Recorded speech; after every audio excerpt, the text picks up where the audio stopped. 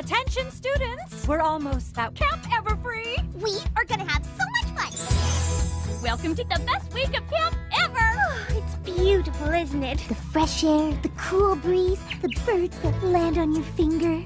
I think that only happens to you. It's going to be getting dark soon. Everyone gather by the fire pit to share s'mores and scary stories. It's time I told you about the legend of Gaia Everfree. Freaky deaky! Anywhere she went, strange things started to happen. Twilight? Yeah! How is this possible? Being at camp is giving us all new magical abilities! Has anybody seen Rainbow Dash? Ow! Something at the camp must be making this happen. Oh dear! I think it's Gaia Everfree.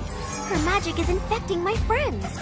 Gaia Everfree could be some creature that got booted from Equestria and ended up in this world. It's Gaia Everfree! What are you going to do? What we always do. Save the day!